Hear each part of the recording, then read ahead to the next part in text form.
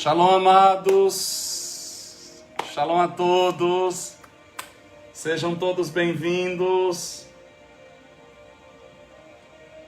Sejam todos bem-vindos. Sintam-se em casa. E vamos compartilhar esta live com outras pessoas para que possamos juntos. Eu estou compartilhando, enquanto você compartilha aí, eu vou compartilhar aqui também. Para que juntos nós possamos adorar ao Senhor. Que palavra abençoada do pastor Luiz. Eu dei risada muitas vezes, mas que palavra abençoada, né? Eu fico maravilhado com a multiforme manifestação do Espírito Santo do Senhor. O Espírito Santo usa cada um de nós dentro do chamado, da unção, da habilidade que o Senhor nos deu. E isso é maravilhoso. Isso é a diversidade do corpo de Cristo. O apóstolo Paulo diz que há diversos dons e ministérios, né? Há uma variedade, essa palavra que ele usa, né? Há variedade de dons e ministérios, mas o Espírito é o mesmo, que opera todas as coisas. E isso é tão glorioso que, olha, não tem como a gente... Ninguém fica de fora, não é verdade? Ninguém fica de fora deste mover de Deus. Ninguém fica de fora disso que o Senhor está fazendo, disso que o Senhor está realizando. Eu acho, sim, espetacular. Eu acho espetacular. Porque há uma palavra específica para cada um de nós. Há uma palavra específica para cada um de nós. O Espírito Santo de Deus fala aos nossos corações. O Espírito Santo de Deus ministra aos nossos corações das formas mais espetaculares, né? Isso é muito glorioso. É muito glorioso. Mas eu estou esperando você compartilhar esta live.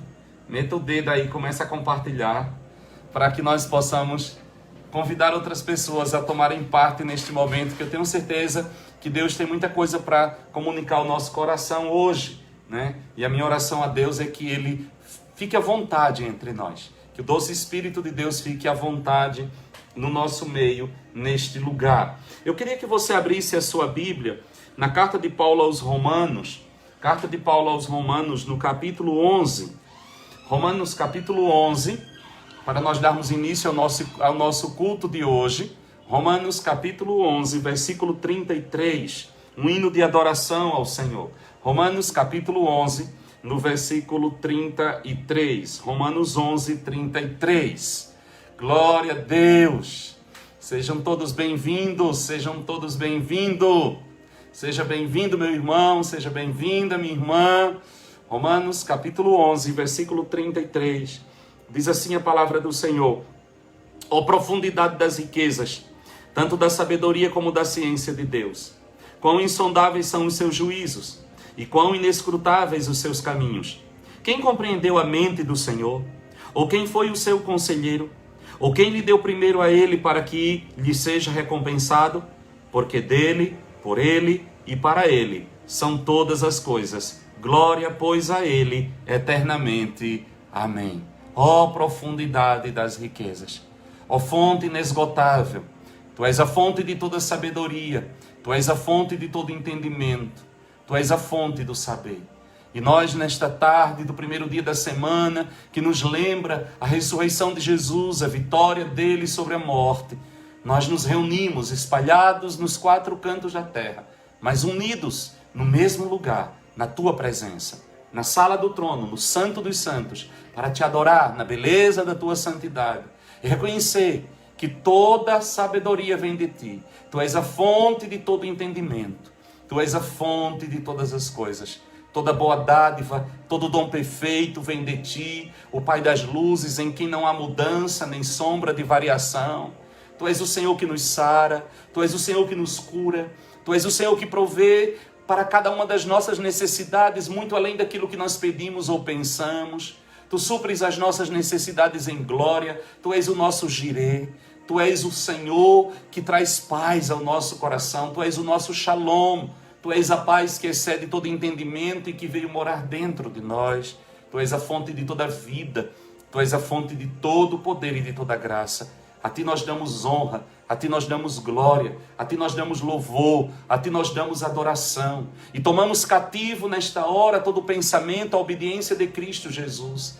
E declaramos sobre os céus deste lugar e sobre os céus de todos os lugares aonde esta palavra chega, aonde esta adoração chega, aonde este culto chega. Nós declaramos a Tua soberania, nós declaramos o Teu poder, nós declaramos a Tua glória, nós declaramos que toda força contrária é agora manietada no poder do nome de Jesus. Que tudo aquilo que se levanta contrário ao Teu pensamento, nós destituímos, nós lançamos por terra, nós atiramos ao chão e declaramos que Teu é o reino, Teu é o poder, Tua é a glória, Tua é a soberania, Tua é a majestade, Tua é a força, Tu reinas soberanamente. Não há outro Deus além de Ti, não há outra rocha, não há outro nome que se nomeia, e todo nome que se levanta contra o Teu nome, nós trazemos ao chão e declaramos sujeição ao nome bendito de Jesus de Nazaré. Dizemos aos céus dos céus que sejam abertos nesta hora, para que a Tua glória desça sobre nós, para que as chuvas do Teu Espírito desça sobre cada um de nós, e sejamos inundados por esta presença, sejamos envolvidos nesta glória, em nome de Jesus, em nome de Jesus, em nome de Jesus. Quem crê, diga amém. Quem crê, diga amém. Aleluia. Mas deixa eu convidar aqui uma pessoa para adorar a Deus comigo, para adorar a Deus conosco. Deixa eu ver se ela está por aqui. Já achei. Então, meu convite para adorarmos a Deus juntos. Para adorarmos a Deus juntos. Glórias ao Senhor. Vamos lá. Glórias a Deus. Santo é o Cordeiro. Bendito seja o Senhor. Glória a Deus. Vá chegando, compartilhando, convidando. Santo é o Teu nome, Senhor. Santo é o Teu nome, Senhor. Santo é o Teu nome, Senhor. Digno és de glória, de louvores. Levantamos nossas mãos, adoramos, ó Senhor. Digno és de glória, de louvores. Levantamos nossas mãos, adoramos-te, ó Senhor, porque grande és tu, maravilhas fazes tu, não há outro igual a ti, não há outro igual a ti, porque grande és tu, maravilhas fazes tu. Aleluia, deixa eu ver.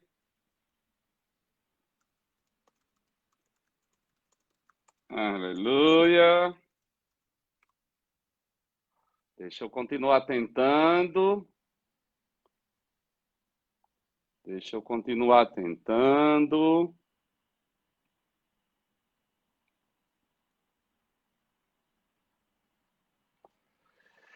Aleluia. Aleluia.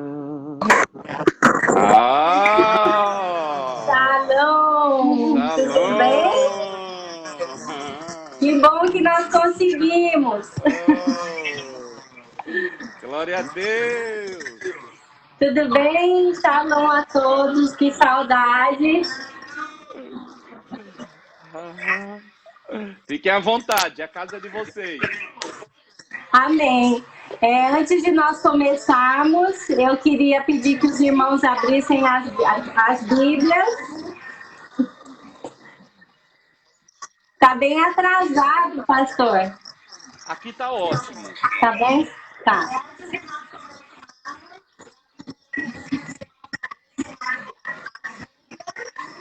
Nós vamos ler Salmos de número 101, amém?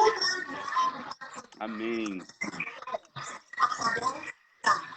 Vamos lá. Cantarei a bondade e a justiça a ti, Senhor. Cantarei, atentarei sabiamente ao caminho da perfeição.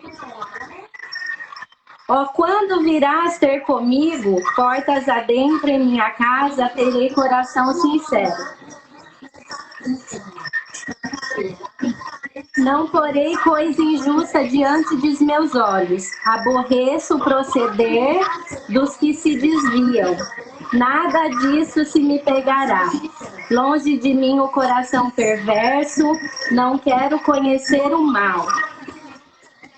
Ao que as ocultas calunia o próximo, a esse destruirei. O que tem olhar altivo e coração soberbo não o suportarei. Os meus olhos procurarão os fiéis da terra, para que habitem comigo. O que anda em reto caminho, esse me servirá. Não há de ficar em minha casa o que usa de fraude, e o que profere mentiras não permanecerá ante os meus olhos. Manhã após manhã destruirei todos os ímpios da terra para limpar a cidade do Senhor dos que praticam a iniquidade. Pastor, eu tô nervosa que eu errei os salmos, eram 100. Talvez se você baixar um pouco o volume do seu celular, porque a gente está ouvindo você e está ouvindo o seu celular. Entendi. Vale. Então vamos adorar o Senhor. Nós vamos cantar sobre a bondade e a fidelidade do Senhor. Amém? Aleluia. Vamos. Pastor forte. Melhorou, pastor?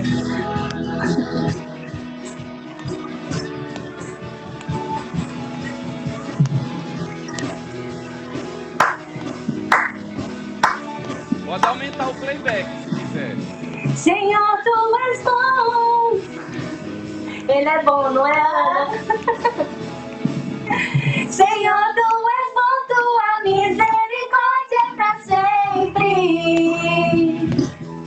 Senhor, tu és bom, tua misericórdia é pra sempre. Todos os povos te exaltarão, de geração em geração te adorarei. Aleluia, aleluia, te adorarei por tudo que és. Te adorarei. Aleluia, aleluia, te adorarei por tudo que és. Deus é bom. Aleluia, você pode aumentar um pouquinho? Aleluia. Glória a Deus, tá bom o som? Amém. Nós te louvamos, Senhor, pela sua bondade, pela tua fidelidade nas nossas vidas. Senhor, tu és bom, tua misericórdia pra sempre. Senhor, tu és bom, tua misericórdia pra sempre. Todos os povos te exaltarão, de geração em geração te adorarão. Aleluia, adorarei por tudo que és. Te adorarei. Aleluia, aleluia, te adorarei por tudo que és. Deus é bom. Tu és bom, Senhor. Nós temos visto a tua boa mão, Senhor. Aleluia. Tu és bom o tempo todo. É bom o tempo todo, o tempo todo. Deus é bom. O tempo todo. Deus é bom. Deus é bom o tempo todo.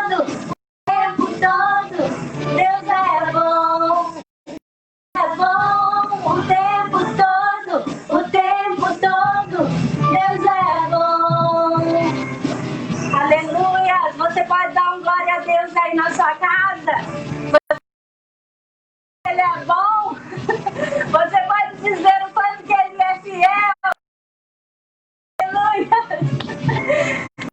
Tu és bom, tua misericórdia é para sempre. Senhor, tu és bom, tua misericórdia é para sempre. Senhor, tu és bom, tua misericórdia é para sempre. Senhor, tua misericórdia é para sempre. Todos os povos te exaltam, de geração em geração te adorarei. Aleluia, aleluia, te adorarei por tudo que és, te adorarei. Aleluia, aleluia, te adorarei. Te adorarei. Aleluia, aleluia, adorarei por tudo que és, te adorarei.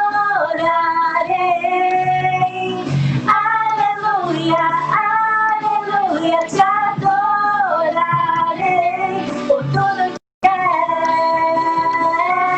por tudo que és, por tudo que és. Deus é bom. Aleluia. Glória a Deus. Nós te adoramos nessa tarde. Que saudade de ouvir a Mas amém, nós damos graças por todas as coisas, não é mesmo? E nós vamos continuar falando sobre o que Deus é. Deus é o Deus do impossível, você crê? Você crê que Ele não depende de circunstâncias para agir? Amém? Nós vamos louvar essa canção, Deus do impossível. Glória a Deus. Aleluias. Exaltado é o teu nome, Senhor. Nós te damos graças, Senhor, porque Tu és o Jeová Jiré, o Deus da nossa provisão. Tu és o Deus que nos cura, nos liberta. E nós te damos toda a honra e toda a glória, Senhor. Aleluia. Aleluia.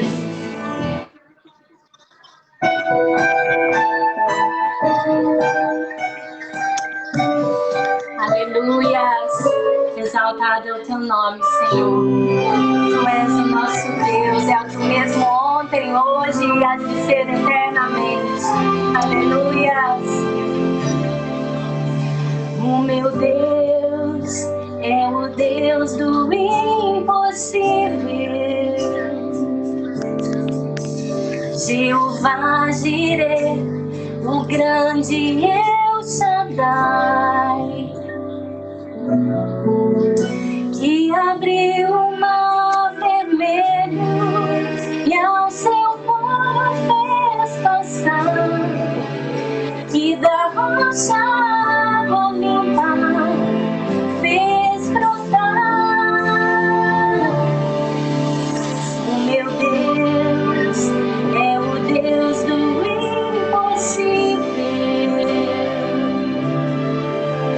que liberta encarcerados das prisões,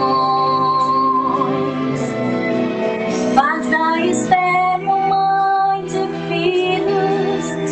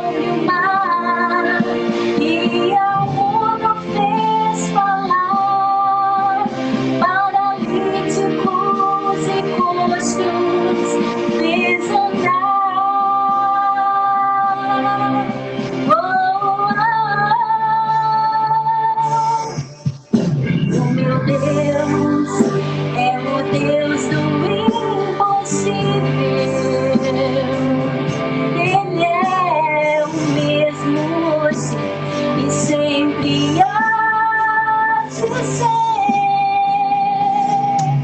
Oh, meu Deus, é o Deus do impossível e fará o impossível pra você. E fará o impossível por você.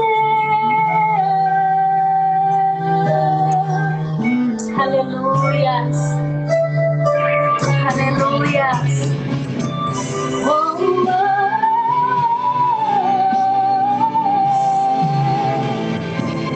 Aleluias. Nós te louvamos, Senhor, porque Tu és um Pai perfeito. Aleluias. Exaltado é o Teu nome. E agora, a Ana vai louvar com a última canção, pastor. E depois nós estaremos aqui te ouvindo, tá Amém. bom? Amém? Aleluias. Claro que tá. Aleluias.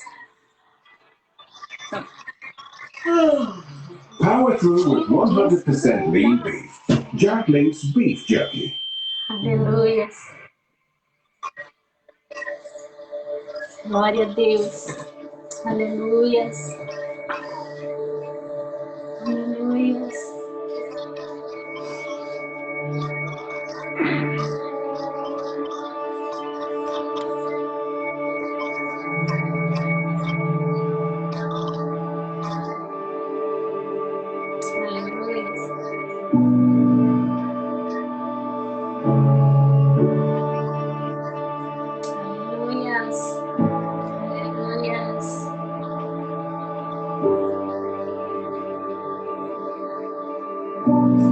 Call me out upon the waters, the great unknown.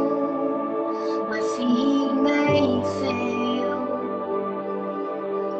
and there I find you in the mystery, in oceans deep. My faith will stand,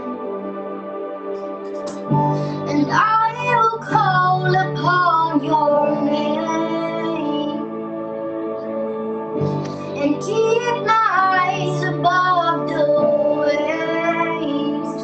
When oceans rise, my soul will rest in your embrace, for I am yours, you are mine. Oh, yes.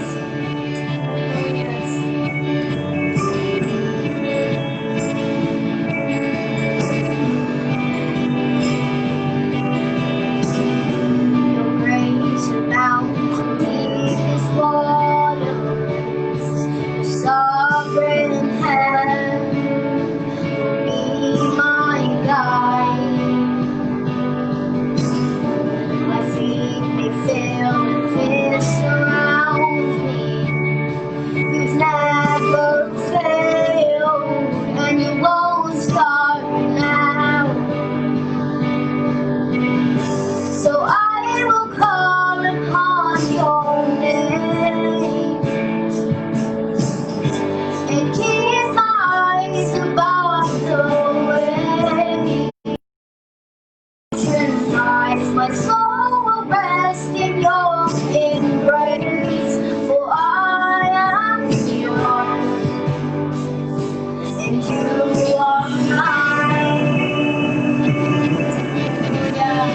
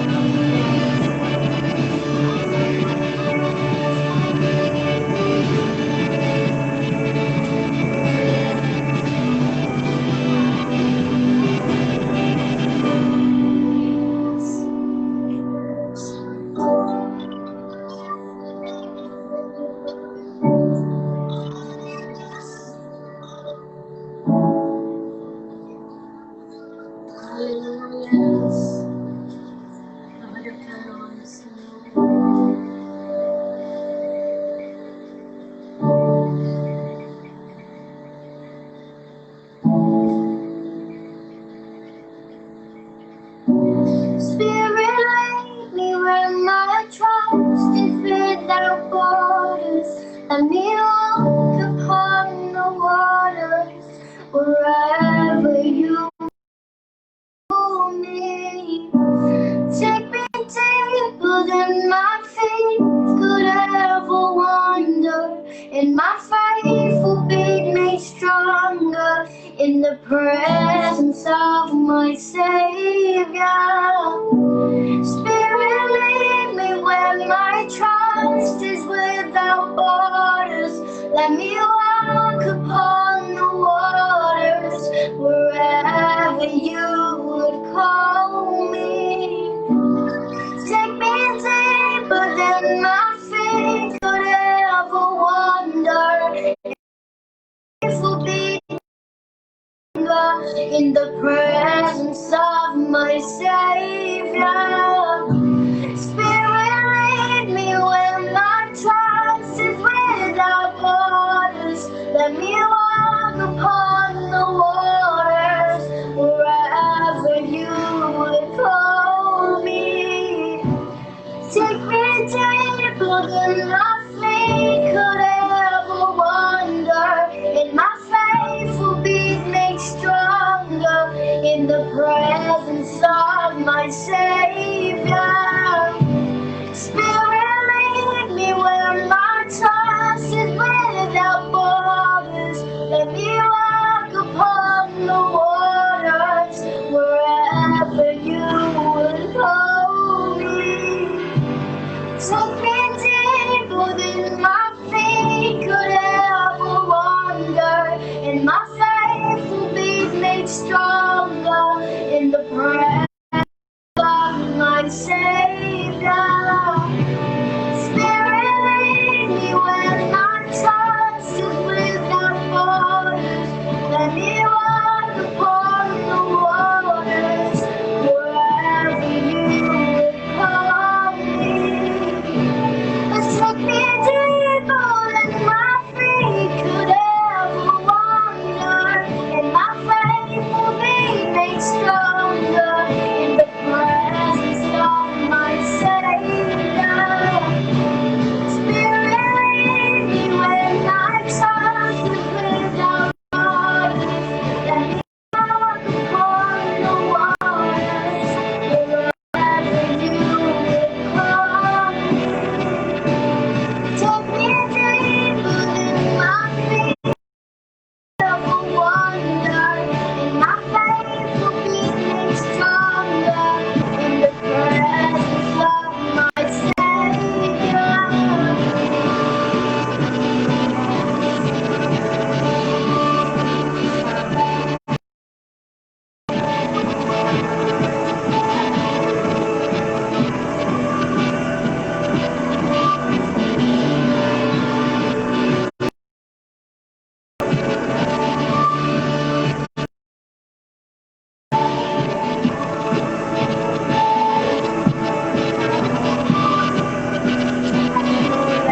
So I will call your name and keep my eyes above the waves. My soul will rest in your embrace, for I am yours and you are mine. Hallelujah.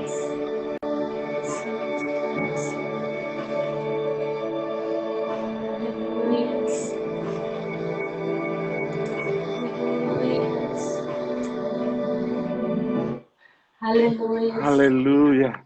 Aleluia. Glória a Deus. Glória a Deus. Louvado seja o nome do Senhor. Que tremendo. Amém. Louva a Deus pela vida de Amém. vocês. Vocês são Amém, uma pastor. bênção, saudade. A Ana Também. cresceu, a Ana cresceu. Sim. Tá uma moça, meu Deus do céu. Que bênção. Obrigada, que pastor. bom, gente. Obrigado vocês. Que Deus Nós abençoe. estaremos aqui, pastor. Amém. Amém. Amém. Deus abençoe vocês em nome de Jesus. Um grande abraço. Amém. Foi tremendo. Amém. Glória a Deus.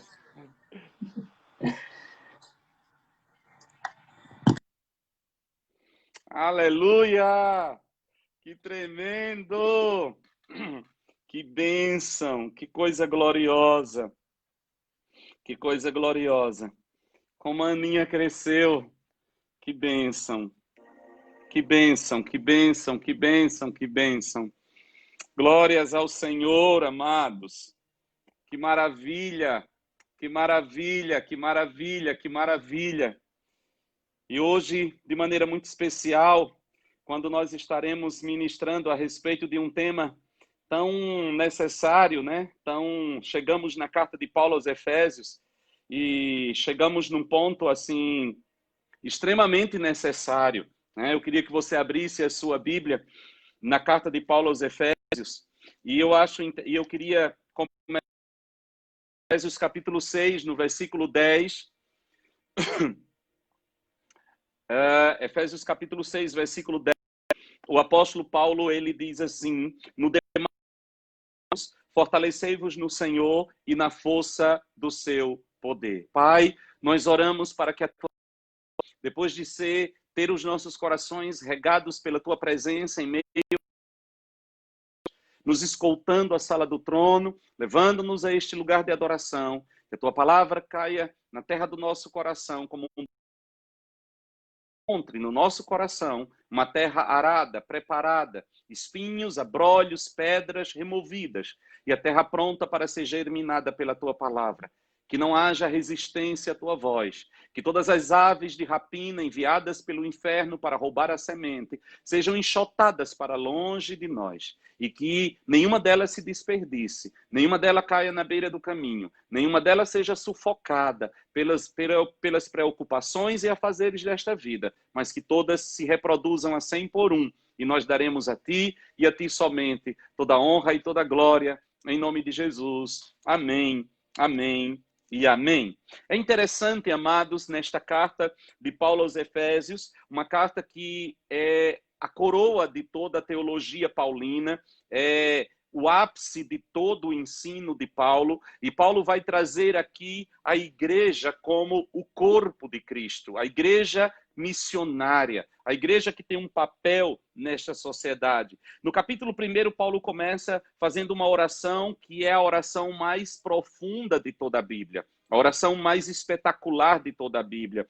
Depois ele começa falando das bênçãos espirituais que nós temos em Cristo, ele começa graças. No capítulo 2, ele fala sobre a salvação pela graça. Depois, quando chega no versículo 11, ele começa a falar sobre a unidade da nossa fé. Há um só Deus, há um só batismo, há uma só fé, há um só Espírito, há uma só igreja. No capítulo 3, ele se identifica como sendo o pregador aos gentios, o apóstolo que vai levar a fé aos gentios. No versículo 14, ele vai orar pelos Efésios, é uma carta regada de muita oração. Paulo vai trazer a oração como sendo o centro de tudo aquilo que ele está ensinando. Depois ele vai falar a respeito da unidade de Cristo, né? É aqui, aliás, que ele vai falar a respeito de uma só fé, um só batismo, um só Deus e Pai de todos, que é sobre todos, em todos. Depois, quando chega no versículo 17, ele vai nos ensinar a viver como filhos da luz, serem imitadores de Cristo, né? No capítulo 5 ele começa no versículo 1 dizendo: ser depois imitadores de Deus como filhos amados. Temos que dar continuidade à mensagem, à vida que está em Jesus Cristo de Nazaré. No capítulo 5 ele vai discorrer sobre isso. No versículo 22 ele começa a falar sobre a família, né? Os papéis do marido, da esposa, dos filhos, tomando Cristo e a igreja como modelo deste ensino. Depois ele vai falar um pouco a respeito do relacionamento entre senhores e servos, mas quando chega no capítulo 6, no versículo 10, eu acho interessante essa declaração no demais, irmãos. Ele aqui está coroando o seu ensino. Aqui ele está completando o seu ensino. Tudo aquilo que Paulo traz em uma absurda dentro desta carta. Quando chega no versículo 10, ele vai falar sobre a armadura de Deus. E eu gosto dessa expressão, no demais, irmãos. No demais. No demais, irmãos meus, fortalecei-vos no Senhor e na força do seu poder. A palavra-chave deste versículo é fortalecer-se no Senhor. Precisamos de força. Por que Paulo vai falar que nós precisamos de força? Ele vai dizer que nós precisamos nos fortalecer no Senhor e na força do seu poder. Precisamos estar fortes. Precisamos estar fortes. Por quê? Por causa de uma coisa que Paulo vai tratar aqui: guerra espiritual. Guerra espiritual.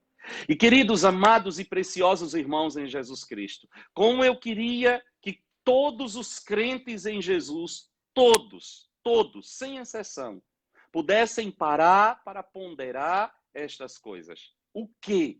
Ponderar uma coisa: a vida cristã não é um parque de diversões. A vida cristã não é um campo de lazer. A vida cristã é um campo de guerra.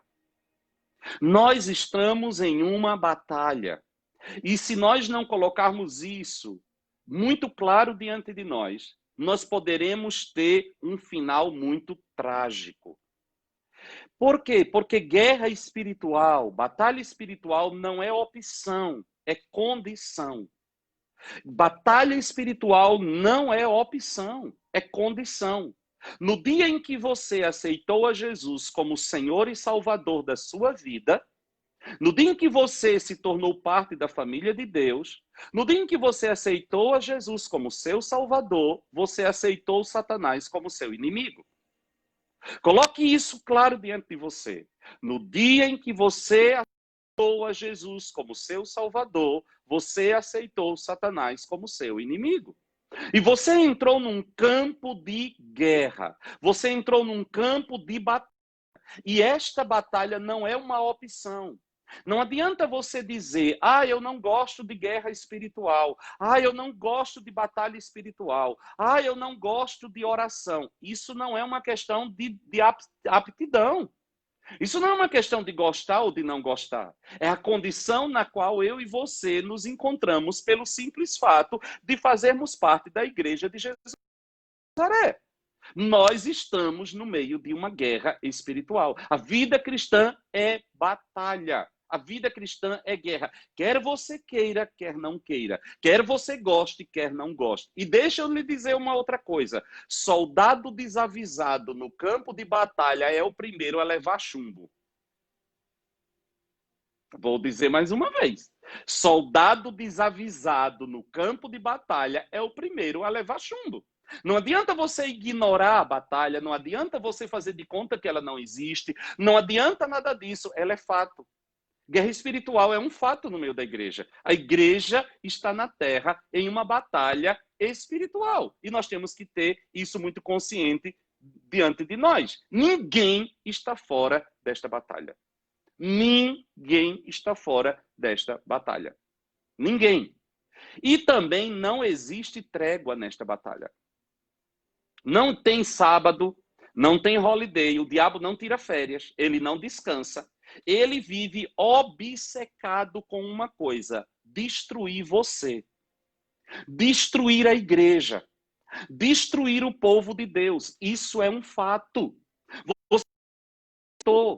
Você tem um inimigo que dia e noite maquina contra a sua vida. E você precisa compreender isso e ter isso muito claro diante de você, para que você possa olhar para este texto de Paulo, desta armadura como uma provisão. E ele termina, depois que ele coloca tudo: salvação, relacionamento familiar, a vida cristã, dá como luz. Ele diz: irmãos, agora, a despeito de todas estas coisas, ademais, no final de todas estas coisas, vocês precisam de algo: revestir-se do Senhor e da força do seu poder. Porque tudo isso que vocês ouviram, as bênçãos espirituais que estão nas regiões celestiais em Cristo, a família segundo o padrão, a família que segundo o padrão que você viu, que Deus apresenta para você, a vida cristã que você tem que levar, tudo isso será conquistado à força.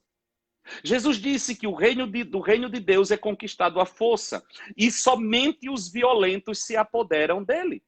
Não é deitado em berço esplêndido ao som do mar e à luz do céu profundo que você vai conseguir viver o padrão de Deus para você e para mim. Existe um opositor. Eu costumo dizer que existe uma frase da Joyce Meyer que eu gosto muito dela. que a frase é o seguinte: new level, new devil. Para cada novo nível que Deus lança a você, você tem que estar preparado para um novo nível de oposição. Para tudo aquilo que você desejar conquistar na sua vida em Deus, saiba de uma coisa: isso é um território que existe um inimigo que precisa ser deslocado daí, que precisa.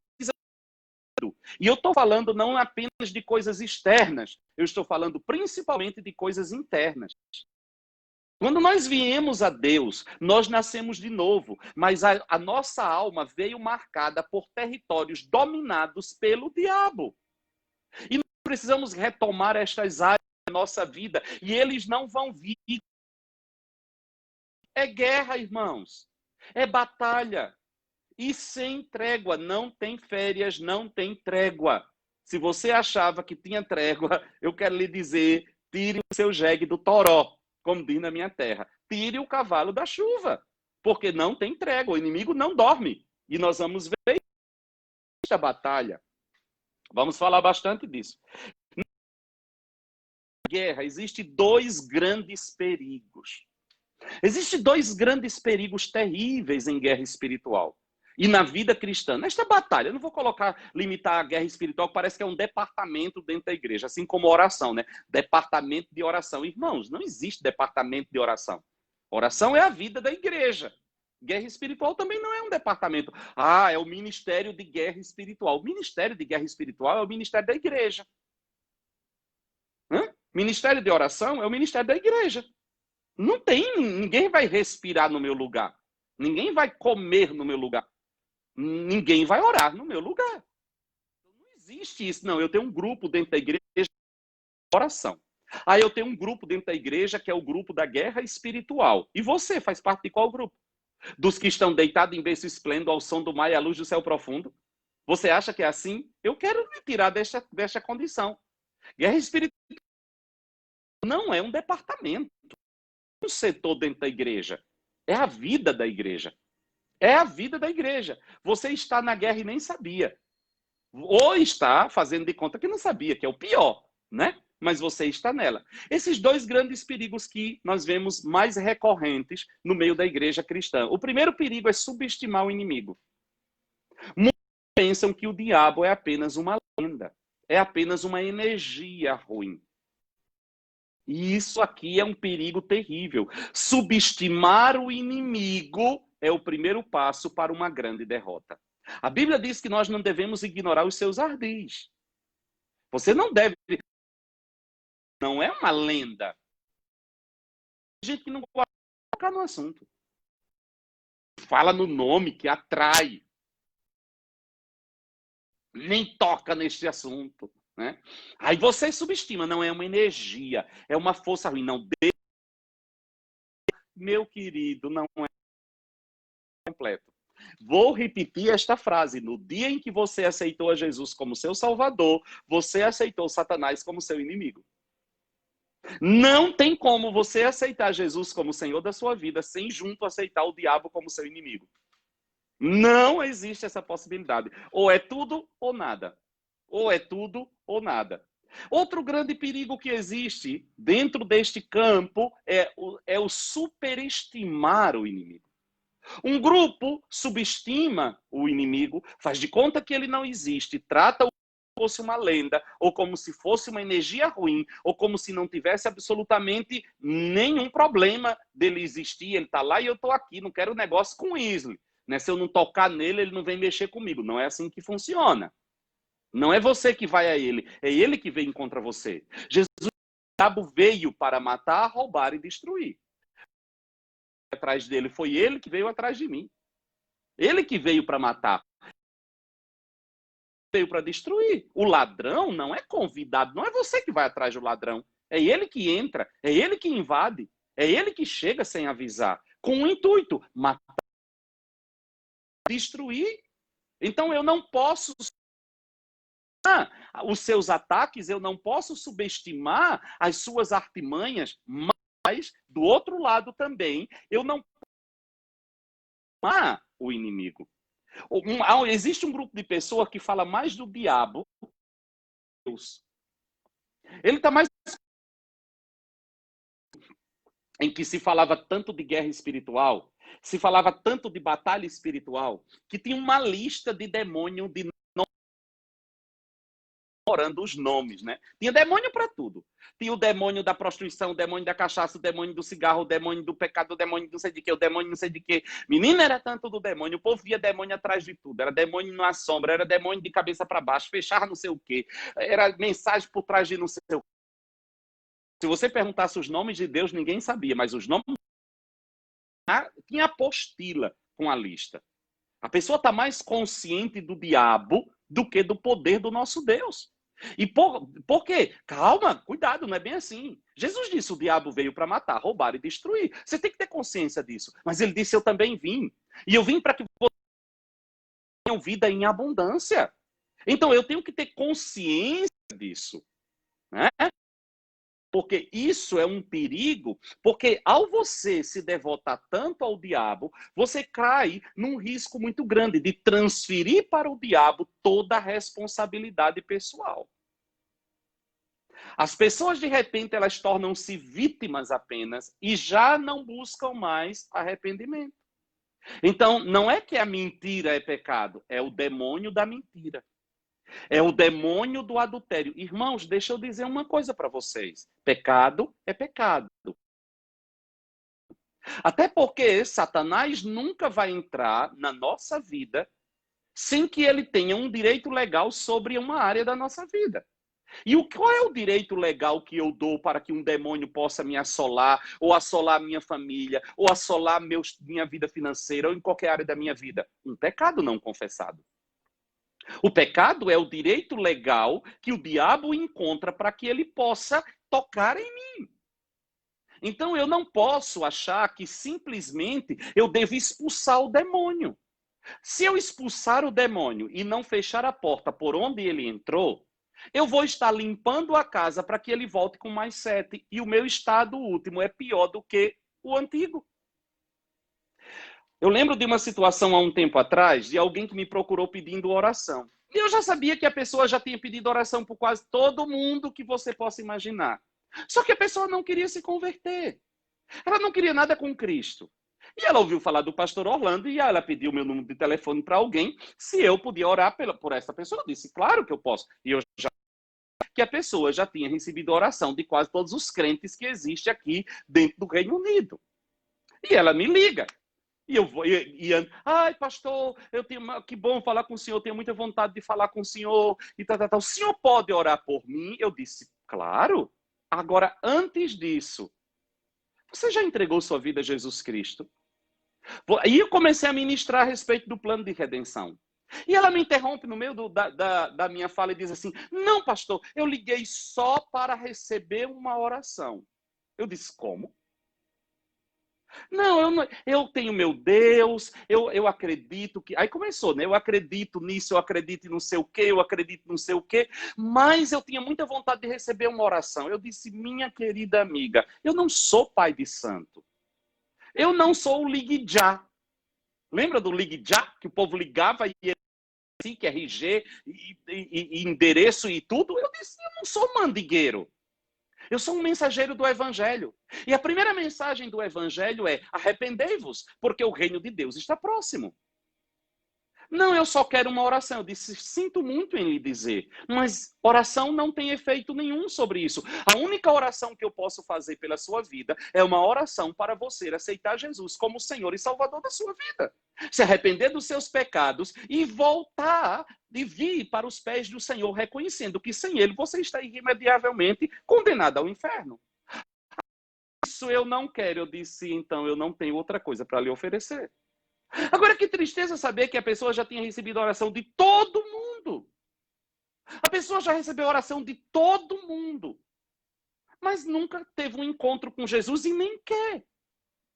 O que é isso? É uma ideia de que o diabo é uma força negativa. O diabo é uma energia ruim, que a pessoa quer que esteja longe dela, mas ela não quer ter uma experiência com o Senhor. Ela não quer passar por um processo de arrependimento. Ela não quer fechar as portas por onde o diabo entrou. Isso não é libertação. Isso é feitiçaria. Isso não existe libertação nisso. Queridos, deixa eu dizer uma coisa para você. Nada substitui o arrependimento. Nada substitui a confissão dos meus pecados. Mentira não é demônio, muito embora um demônio pode se valer da mentira para me escravizar, mas mentira é pecado. Adultério não é demônio, é pecado. Fornicação é pecado. Roubo é pecado. Ódio é pecado. Nós temos que tratar as coisas como elas são. Pastor, por trás de todas estas coisas não tem um demônio? Tem, mas a porta que abre para que ele entre e lhe escravize nesta área é um pecado que não foi confessado. Davi vai dizer no Salmo 51 que enquanto ele não confessava o seu pecado, seus ossos apodreciam dentro dele. Ele não tinha paz. Como é que o processo de libertação acontece na vida de Davi? Pela confissão de pecados. Saul nunca se arrependeu das suas coisas erradas. O que era que acontecia? Davi tocava. Quando Davi tocava, cheio do Espírito de Deus, os demônios que estavam em Saul saíam. Era só a música baixar que os demônios voltavam. O que significa isso? Não houve uma libertação. Por que não houve uma libertação? Porque a porta de entrada para aqueles demônios continuavam livres, sem fechadura. Então, bote isso dentro de você. Arrependimento é o primeiro e grande passo para um processo de libertação. Pecado é pecado, não dê outro nome para ele. Pecado é pecado e ponto. Se não houve arrependimento, não houve libertação. Primeira coisa, não transfira para o diabo a culpa dos seus pecados ou você nunca vai se arrepender. Não transfira para o diabo a responsabilidade de algo que você livremente cometeu. Eu pequei. Eu decidi pecar. Eu usei a minha liberdade para cometer um pecado. Eu feri a santidade de Deus. Eu devo ir a Deus e me arrepender. Eu devo confessar o quê? Concordar com. Eu tenho que concordar com Deus de que aquilo que eu fiz está errado. Pedir perdão e clamar pelo sangue de Jesus para me purificar.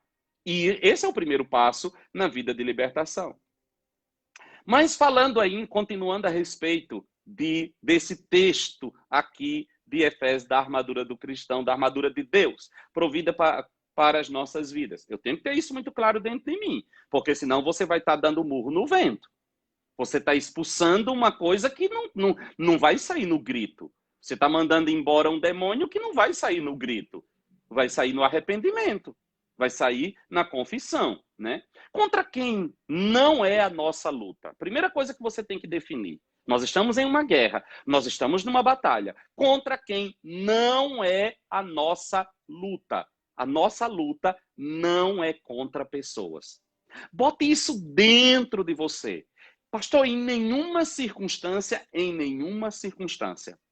nossa luta não é contra pessoas. Ah, mas o diabo não usa a pessoa. O seu alvo é enfrentar o diabo que está por trás da pessoa, usando-a para ferir você. Você sabe qual é uma vitória? Sabe qual é uma batalha vencida? A batalha vencida é quando você consegue mandar embora o demônio e salvar aquela pessoa que está sendo usada para ferir a sua vida, para atacar você. Essa é a grande vitória. Nossa luta nunca é contra pessoas. Por mais que o diabo use pessoas para nos atacar, ele é o nosso alvo. A nossa luta não é contra carne e sangue. Nossa luta não é contra as pessoas. Sua luta não é contra o seu marido, sua luta não é contra os seus filhos, sua luta não é contra os seus colegas de trabalho, sua luta não é contra seu pastor. Isso aí é que não é. Sua luta é contra forças invisíveis das trevas. Então, primeira coisa, você tem que focar e entender contra quem é a sua luta, quem é o seu inimigo. Olha o que diz o versículo 11, nós estamos no capítulo 6 de Efésios, do versículo 11 até o versículo 13. Vamos ler. Diz assim: revesti-vos de toda a armadura de Deus para que possais estar firmes contra as astutas ciladas do diabo. Olha aqui contra quem é a minha luta. Contra as astutas ciladas do diabo. Pois não temos de lutar contra carne e sangue, e sim contra os principados, as potestades, os poderes deste mundo tenebroso, contra as forças espirituais da maldade nas regiões celestiais. Portanto, tomai toda a armadura de Deus para que possais resistir no dia mau, e havendo feito tudo, ficar firmes. Por que que eu preciso da armadura de Deus? Porque a minha luta não é física. Olha o que é que Paulo vai dizer. A nossa luta não é contra carne e sangue, portanto, tomai toda a armadura de Deus. As armas de Deus não funcionam contra pessoas. Bote isso na sua cabeça. As armas que o Senhor nos deu não são armas para ser usadas contra pessoas. As armas que o Senhor nos deu são armas para ser usadas contra principados, potestades, dominadores, demônios, forças da maldade. Todas as vezes que você tenta usar qualquer arma que Deus disponibilizou, o nome de Jesus, a oração, o sangue de Cristo, ou qualquer tipo de arma espiritual, todas as vezes que você tentar, preste atenção a isso, todas as vezes que você tentar usar armas espirituais para combater pessoas, você entrou no campo da feitiçaria. O que é feitiçaria? Feitiçaria é usar armas espirituais para atacar pessoas, para ferir pessoas, para se vingar de pessoas, para destruir pessoas, para atrapalhar a vida de pessoas. Isso é feitiçaria. Isso é feitiçaria. Esse tipo de oração, Deus derruba fulano, Deus mata fulano, Deus tira fulano, meu amado e precioso irmão. Você saiu do campo da guerra espiritual e entrou no campo da feitiçaria. E eu chamo isso de feitiçaria evangélica. Deus vai me justificar, Deus vai me honrar, Deus vai abater os meus inimigos, Deus vai... Mas, pastor, e quando a Bíblia fala que Deus vai envergonhar os nossos inimigos, que Deus vai... Nosso inimigo é o diabo. Nosso inimigo são demônios. Nosso inimigo é um mundo espiritual da maldade. Eles serão envergonhados, pois os planos e projetos que eles projetaram contra a nossa vida, Deus os frustrará em nome de Jesus. E para derrubá-los e para vencer estes demônios, Deus disponibilizou para a sua igreja armas poderosíssimas. Mas eu repito, no momento em que você tentar usar estas para derrubar alguém, para ferir alguém, para atacar alguém, para combater alguém, você entrou no campo do adversário. Você entrou no campo de Satanás. Você está jogando o jogo dele. Por seja uma pessoa. Por mais que aquela pessoa esteja atacando você, por mais que aquela pessoa esteja ferindo você, por mais que você discorde dela, por mais que você seja tentado a fazer qualquer declaração, qualquer oração, ou usar qualquer coisa para poder combater a... Nada justifica. Se você o fizer, você se tornou opositor de Deus. E você se tornou parceiro de Satanás. Eu até pedi oração para poder ministrar hoje essa palavra, porque eu sabia que Deus ia trazer coisas pesadas.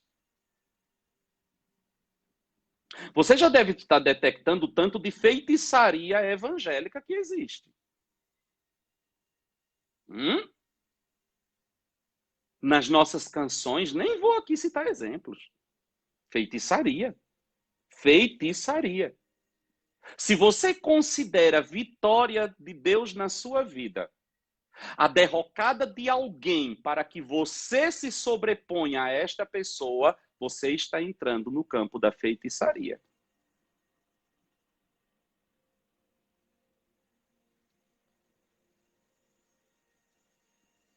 Lembra de Davi e Saul? Olha o que é o homem segundo o coração de Deus. Jamais Davi usou as armas que Deus lhe... Davi passou a vida inteira buscando a promessa de Deus para ele. Davi foi ungido por Samuel no meio dos seus inimigos. Havia uma unção de Deus sobre ele. Achei Davi, meu servo, com meu santo óleo ungi. Deus deu o trono de Israel a Davi, mas quem estava sentado no trono? Saul. Davi buscou o lugar que era dele por direito, mas nunca se levantou para tocar em Saul. Por quê? Porque a luta de Davi não era contra Saul. Saul procurou matar Davi, Davi nunca procurou matar Saul. Davi teve duas grandes oportunidades de matar Saul e disse: jamais tocarei no ungido do Senhor. Não vou levantar minha mão contra ele. Mas Davi estava perseguindo o quê? Davi estava buscando o quê? O trono de Israel. Deus havia dado o trono a ele? Sim. Quem estava no trono? Saul. Na lógica humana que eu possa tomar aquilo que é meu. É meu, Saul está lá. Não, eu não tenho que derrubar Saul. Mas Saul foi morto. Isso é com Deus. Não é comigo.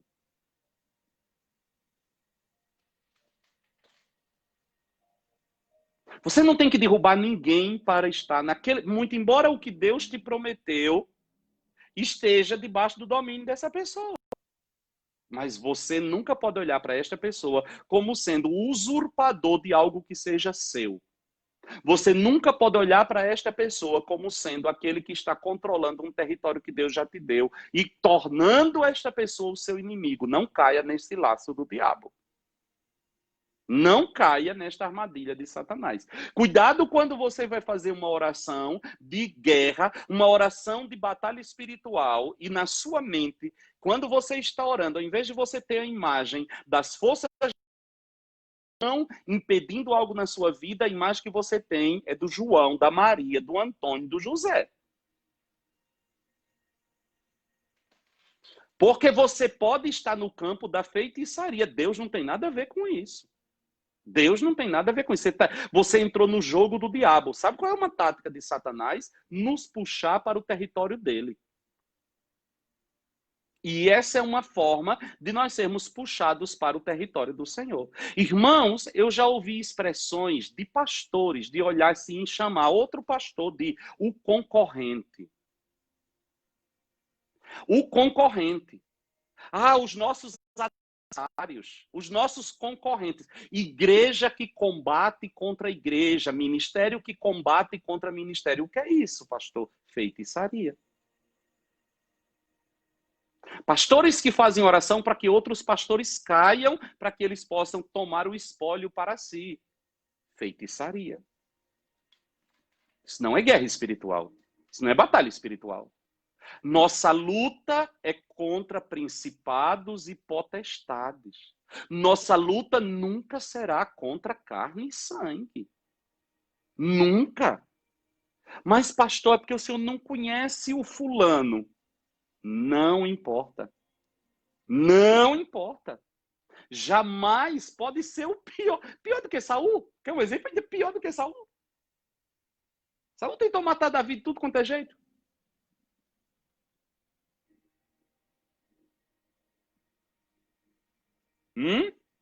Nosso inimigo não são pessoas. Isso aqui já era o suficiente por hoje, né?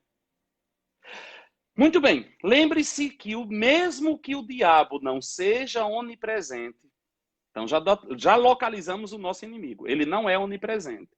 Mesmo que ele não seja onipresente, ele tem agentes espalhados pelos 4 cantos da terra para guerrear contra o povo de Deus. O diabo é onipresente? Não. O diabo não é onipresente. O diabo não pode estar no mesmo lugar, em 2 lugares ao mesmo tempo. Porém, ele pode andar numa velocidade que nós não compreendemos e existe um contingente muito grande de agentes dele espalhados nos 4 cantos da terra lutando contra a igreja de Jesus Cristo. Imagina que os seres celestiais são miríades de miríades e milhares de milhares. A terça parte caiu com ele. E onde é que está todo este contingente? E você tem que pensar em miríades de miríades e milhares de milhares na perspectiva de Deus, e não na perspectiva do planeta Terra. O planeta Terra é um grãozinho de areia comparado com todo o universo. Os céus de Yahvé não abrangem apenas isso que nós estamos vendo, esse firmamento. Os céus de Yahvé cobrem todas as galáxias, cobrem todos os universos. Então imagina o tanto de seres celestiais que ali existem. A terça parte destes seres caíram com Lúcifer e vieram com ele para um único local. É como se eu pegasse algo que ocupava um espaço deste tamanho, tirasse a terça parte e lançasse para um espaçozinho deste tamanho. É cão que não acaba mais. Com um único objetivo, lutar contra a igreja do Senhor. Com um único objetivo, lutar contra mim e contra você. Com um único objetivo, matar, roubar e destruir. Então, ele não é onipresente, mas às vezes dá uma impressão de que seja, né? Porque para todo canto que você vira tem cão. É porque é muito. Espalhado em tudo quanto é lugar. Algumas coisas que vale a pena salientarmos aqui. O reino das trevas tem uma forte organização. Jesus chega ao ponto de dizer que os filhos das trevas são mais organizados do que os filhos da luz. O reino das trevas é extremamente organizado. Até porque você tem que guardar uma coisa dentro de você. Por que que o critério de organização do reino das trevas é de um exército aonde não existe a palavra misericórdia. O medo é o que governa. Satanás não conhece essa palavra misericórdia. Não há misericórdia. Não há misericórdia. Sabe-se lá o nível de punição que um subalterno de Satanás sofre quando fracassa numa missão que o diabo deu para ele. E ele não conhece bondade, ele não conhece misericórdia. Então, o que é que acontece? O medo é o que domina. E diante do medo, a obediência é cega. Então, é um exército altamente organizado. A gente parte para o exército de Deus, para a igreja do Senhor. Ah, Deus é amor, Deus é misericórdia, Deus é bondade. As misericórdias do Senhor se renovam a cada manhã. Ah, a bondade do Senhor. E isso tem gerado em nós um relaxamento muito grande. E o que é que acontece? Nós nos relaxamos, nós vivemos de qualquer jeito, só que nós estamos lutando contra um exército onde não existe bondade, onde não existe misericórdia, onde não existe amor, e onde estes súditos de Satanás, esse exército, trabalha arduamente contra nós. E muitas vezes nós apanhamos muito, porque a organização do lado de lá é pesada. A organização que vem do lado de lá é feroz. E nós aqui estamos nos degladiando entre nós e achamos que Deus sempre releva e que Deus sempre perdoa e que Deus sempre... Então nós temos que tomar muito, muito, muito, muito cuidado. É um reino fortemente organizado. Existe uma cadeia de poderes operando no reino das trevas. Olha o que é que Paulo vai dizer aqui, ó. A nossa luta não é contra carne e sangue, sim contra principados, potestades, poderes deste mundo tenebroso, forças espirituais da maldade nas regiões celestiais. Paulo vai mostrar uma cadeia de organização neste mundo espiritual. Paulo vai mostrar principados, potestades, uma cadeia de comando, líderes e liderados. Demônios que estão debaixo da autoridade de outros. Cada um numa função, cada um com um propósito, recebendo ordens, prestando relatório, dando satisfação. Um reino altamente organizado e que não descansa porque sabe que eles trabalham com uma coisa: tempo. O diabo sabe que a única vantagem, a única coisa que ele tem é um tempo determinado. E quando este tempo terminar, não existe mais nada que ele possa fazer. Então o diabo trabalha correndo contra o relógio. A Bíblia diz que ele sabe que lhe resta pouco tempo. Ele não tem tempo a perder. Ele corre contra o relógio e a grande trunfo dele, a grande arma dele é tempo, tempo, tempo. Quando Jesus aparece diante dele, ele toma um susto e diz: Jesus, o que tu viestes fazer nos atormentar antes do tempo? Nós ainda temos tempo, é isso que ele está dizendo. Nós ainda temos tempo para fazer o nosso trabalho. Nós ainda temos tempo. O diabo não dorme, o diabo não perde tempo, porque quando terminar o seu tempo, o Rei da Glória virá, e quando o Rei da Glória vier, não haverá diabo que possa resistir ao seu poder. Aleluia! Ele vem todo poderoso. E Satanás sabe que quando se manifestar Jesus Cristo, acabou. não tem chance, ele será obrigado a se dobrar diante do Senhor e reconhecer que ele é o Rei eterno, imortal, invisível, Deus único, Senhor da glória e da majestade. Mas até que este dia chegue, ele está aqui com seu exército muito bem organizado para matar, roubar e destruir. E ele sabe que ele tem que correr contra o tempo. Então não espere trégua, não espere descanso, não espere, porque ele vai correr contra o tempo. Ele quer matar, ele quer roubar, ele quer destruir. Ele não tem tempo, o tempo dele é muito curto. O reino das trevas tem como um único alvo a igreja de Jesus Cristo. O reino das trevas só tem um alvo, Satanás só tem um alvo, a igreja de Jesus. E quando eu falo de igreja, não estou falando de um prédio, não. Estou falando de mim, de você. Estou falando de nós. Estou falando dos salvos. Estou falando do povo de Deus. O alvo do diabo somos nós. O diabo está lá interessado em botar fogo na Catedral de Notre Dame. O diabo está lá preocupado com prédios. Ele já viu que a igreja não depende de prédios. Irmãos, deixa eu dizer um negócio para vocês.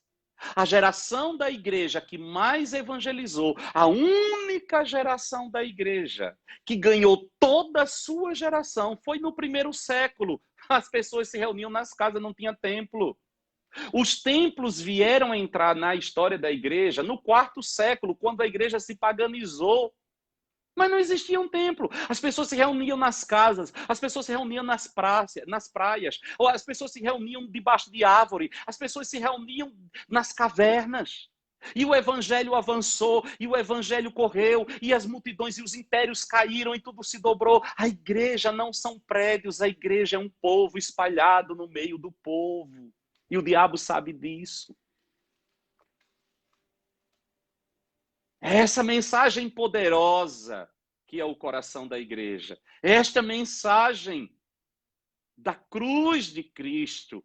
É a igreja. É a igreja. Aleluia, 1000 vezes aleluia. Então, irmãos, e a luta do diabo é uma só, contra esta igreja. Outra coisa que, vamos falar bastante, não sou muito falar de cal não, mas é o jeito. Versículo 11 e 12 vai falar de que se trata de um inimigo invisível. Invisível, mas real. Invisível, mas real. A Bíblia o chama de ladrão, assassino, mentiroso, tentador. Ele vem para matar, ele vem para roubar, ele vem para destruir. Ele acompanha cada passo nosso, cada palavra nossa. Nunca poderemos vencê-lo com as nossas armas carnais. Porque trata-se de um universo espiritual. Ele está atento. Ele conhece nossos gostos, ele conhece nossas fraquezas. O diabo não é todo poderoso. Ele é astuto. Olha, deixa a sua Bíblia aberta aí e você vai e abre lá em 2 Coríntios, porque tem uma coisa aqui muito interessante. Ele age de forma dissimulada, como uma serpente. Olha o que diz 2 Coríntios. 2 Coríntios capítulo 11. 2 Coríntios capítulo 11. Não fuja desta palavra não, viu? Essa palavra é para todo mundo. Eu espero que todos os pastores e líderes da Fine Glory estejam ouvindo esta palavra. Eu espero mesmo. Rogo a Deus que nenhum esteja perdendo. Nenhum. E depois eu vou me certificar de que todos ouviram. Porque senão, meu filho, você está mais por fora de que batendo. 2 Coríntios capítulo 11, versículo 14.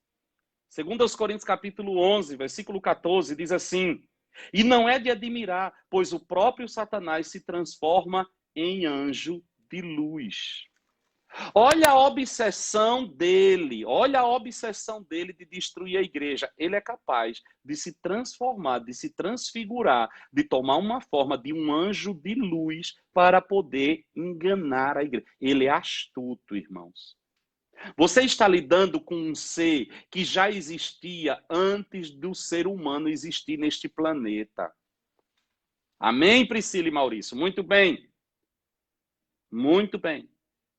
Você está lidando com um ser que acompanha o ser humano desde sempre. Para quê? para aprender com os seus erros, para aprender com as suas falhas, para aprender com a sua maneira de ser. Ele está atento às nossas palavras, ele está atento aos nossos gostos, ele está atento a todas as coisas que diz respeito à nossa vida.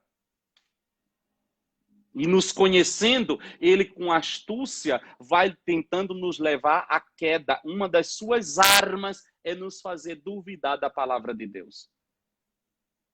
Ele entra no meio da história, ele entra no nosso meio para tentar nos fazer duvidar da palavra, minar a palavra. Sabe qual é uma das maiores armas que o diabo tem usado contra a igreja para enfraquecer a igreja? Minar a palavra. Tirar a palavra do nosso meio. Diluir o evangelho, remover a cruz. De repente já não somos pastores, somos coach, né? As nossas pregações já não tem mais Bíblia, são frases de efeito que ficam gravadas na nossa mente e repetidas aos milhares para nós termos uma multidão de seguidores nas mídias sociais. O que é isso? Uma tática do diabo para enfraquecer a igreja. A força da igreja está na palavra. A força da igreja está na mensagem do evangelho. A vida da igreja está na cruz. Se não há palavra, se não há evangelho, se não há mensagem da cruz, não há igreja de Cristo. Essa igreja é fraca, é pobre, é morta. Tem aparência de que vive, mas está morta, como disse Jesus em Apocalipse, nós ministramos ontem. E essa é uma grande tática, ele se disfarça. Tem tudo, como diz o apóstolo Paulo, tem aparência de piedade, mas nega o poder do evangelho. Queridos, o evangelho é o poder de Deus para a salvação de todo aquele que crê. Paulo disse, eu não me envergonho do evangelho. O que é o evangelho? É a boa notícia de que Deus estava em Cristo reconciliando consigo o mundo. Nós não fomos chamados para juntar seguidores em redes sociais, nós fomos chamados para levar pecadores ao arrependimento, nós fomos chamados para anunciar a salvação que está em Cristo Jesus, nós fomos chamados para pregar que pecado é pecado, nós fomos chamados para levar as pessoas a conhecer a Jesus Cristo de Nazaré. Quer doa, quer ouçam, quer deixe de ouvir, quer doa, que seja bom. Não tem outra mensagem. É o evangelho, o evangelho, o evangelho. Paulo disse, quando eu fui ter convosco, eu não fiz saber outra coisa a não ser Cristo e este crucificado. Essa é a mensagem. O centro da mensagem paulina foi o quê? Jesus crucificado. Satanás se disfarça e entra no meio da igreja para minar a sua força. Satanás entra no meio da igreja para tirar a sua vida, para tirar o seu vigor. Tirando o quê? Tirando a palavra, tirando a verdade do evangelho.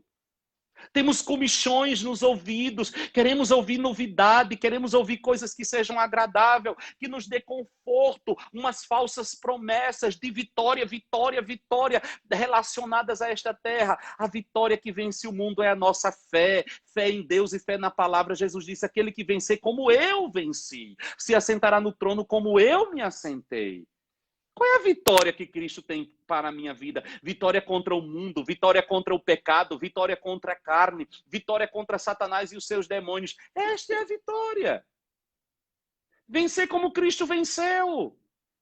E quem que vai produzir isso na nossa vida? O evangelho puro e simples de Jesus Cristo. É o evangelho que nos liberta, irmãos. É o evangelho que nos confronta. É o evangelho que nos mostra os nossos pecados. É o evangelho que nos faz sair da nossa situação de comodismo e buscar uma vida de santidade aos pés do Senhor. Qual é uma grande tática que nós temos visto de Satanás no meio da igreja? Retirar o evangelho. Já não se prega mais sobre pecado, já não se prega mais sobre salvação, já não se prega mais sobre cruz, já não se prega mais sobre renúncia. Virou uma coisa horrorosa, uma mensagem de autoajuda. O evangelho não é autoajuda, o evangelho é a ajuda do alto. O evangelho é o poder de Deus para nosso socorro. O evangelho, Jesus não morreu na cruz do Calvário para te dar uma vida confortável nessa terra, não, irmãos. Ele suprirá cada uma das tuas necessidades. Mas o apóstolo Paulo disse que se você tiver o que comer e o que vestir, esteja contente. Jesus não morreu na cruz do Calvário para te dar um carro novo, não, irmão. Jesus não morreu na cruz do Calvário para te dar um marido, nem uma esposa, não, irmão. Jesus não morreu na cruz do Calvário para te dar uma casa, uma mansão, uma casa de praia, não, irmão. Jesus morreu na cruz do Calvário para te livrar do fogo do inferno. Jesus morreu na cruz do Calvário para te reconciliar com Deus. Jesus morreu na cruz do Calvário para te levar de volta a uma comunhão com Deus Todo-Poderoso. Esse é o evangelho. As outras coisas você vai conquistar. Você quer ser próspero? Nada de mal nisso. Vai estudar, vai trabalhar, vai ralar, vai correr atrás. Deus vai te abençoar. Mas o evangelho não é isso. Não reduza o evangelho a isso. Não diminua o evangelho a isso. Você pode estar caindo num laço do diabo. Você pode estar caindo numa tática do inimigo. E o que vai acontecendo? É um trabalho a longo prazo, porque o diabo trabalha a longo prazo, ele tem pouco tempo, mas ele é certeiro. Ele não vai tentar te derrubar de uma vez. Uma queda não acontece assim, não. É uma construção, ele vai te dando corda, e você vai achando que está tudo maravilhoso. Claro que está tudo maravilhoso, né? Deus me abençoou tanto. Por quê? Você acha que bênção de Deus é a tua conta bancária recheada. Deixa eu te dizer uma coisa, eu só tenho um momento na Bíblia em que eu vejo alguém querendo trocar adoração por riqueza. Sabe quem foi que fez essa proposta? A única vez, Satanás é Jesus Cristo. Eu só encontrei um culto de prosperidade na Bíblia. Está lá em Lucas capítulo 4. O único culto de prosperidade na Bíblia interrompeu-se, porque aquele que deveria adorar não aceitou a proposta. Olha o culto de prosperidade. Estão aqui todos os reinos deste mundo. São meus, porque me foi dado e eu dou a quem eu quiser. Se tu prostrado me adorares, eu te darei. É o único culto de prosperidade que eu vejo na Bíblia. E Jesus se levanta e diz para trás de mim, Satanás, ao Senhor teu Deus adorarás e só a ele servirás. Olha a tática do inimigo. Olha a tática dele.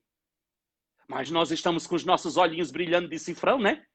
Nós vivemos numa sociedade caída onde as pessoas valem o dinheiro que tem, o carro que anda, a roupa que veste. Então isso entrou dentro da igreja. E essa dita teologia de prosperidade, onde você é um mitras, né?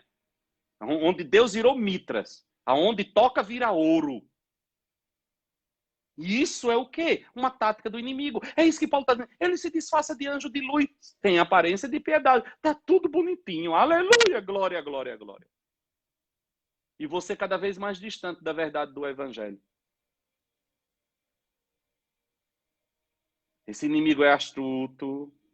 Satanás é astuto, irmãos. Não devemos subestimá-lo.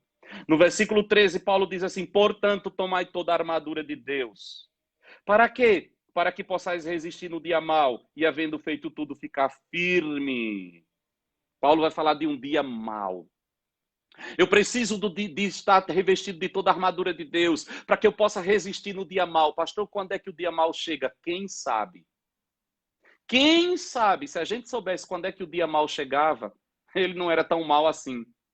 Paulo diz que você tem que estar revestido de toda a armadura de Deus sempre, para que você possa resistir no dia mau.